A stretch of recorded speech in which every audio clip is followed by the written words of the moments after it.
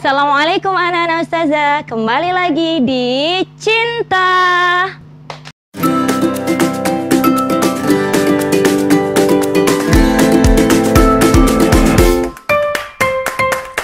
Kembali lagi di Cinta, cerita Islami anak-anak Pustaka Andalas Cendekia.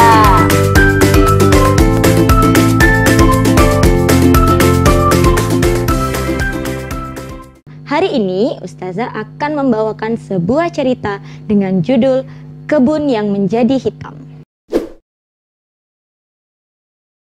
Kisah ini diceritakan di dalam Al-Quran, surat Al-Qalam ayat 17-32. Dalam kisah ini, Allah memberikan pelajaran kepada kita semua untuk selalu berbuat baik, tidak boleh berbuat buruk, dan saling menolong dengan sesama. Di suatu daerah di dekat ibu kota Yaman, yaitu kota Sana'a, hiduplah keluarga yang kaya raya dengan kebun yang sangat banyak dan kebun yang menghasilkan buah begitu lebat. Keluarga ini begitu rajin untuk bersedekah dan berbagi kepada orang miskin, sehingga buah di kebunnya menjadi lebih banyak lagi dan lebih barokah.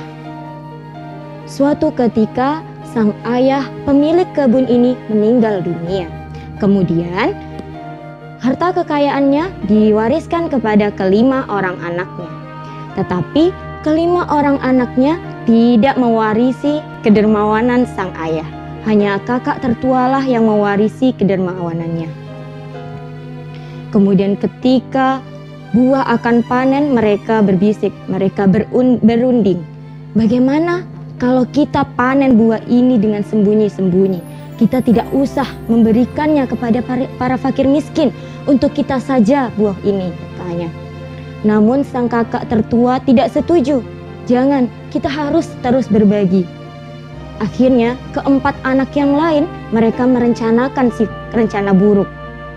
Bagaimana kalau kita panen buahnya ketika subuh, ketika orang-orang belum bangun, sehingga kita tidak perlu membagikannya kepada orang-orang miskin, katanya. Setelah mereka berunding, mereka bersepakat akan memanen buahnya pada malam hari, ketika subuh, ketika belum ada matahari terbit, sehingga tidak ada satupun yang dapat mengetahuinya.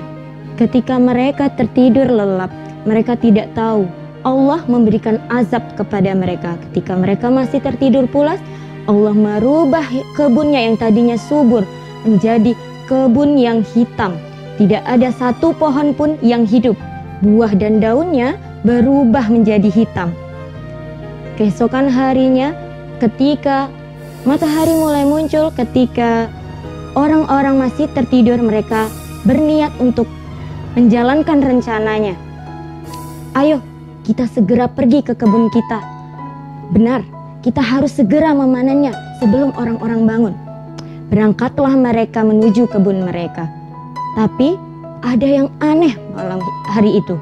Ternyata kebunnya berubah menjadi hitam. Dan mereka pun bertanya-tanya, apakah kita salah jalan? Apakah ini bukan kebun kita? Kata mereka. Tapi kakak tertuanya menjawab, benar, ini memang kebun kita, katanya. Tapi seperti Allah telah menurunkan azabnya kepada kita, maka bertaubatlah kalian, karena kalian merencanakan untuk tidak membagikannya kepada orang-orang miskin. Akhirnya mereka yakin ini adalah kebunnya yang telah berubah menjadi hitam.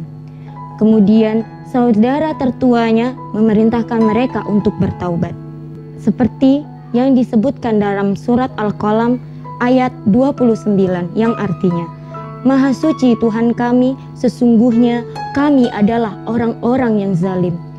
Dan mereka berharap semoga Allah mengampuni dosa-dosanya.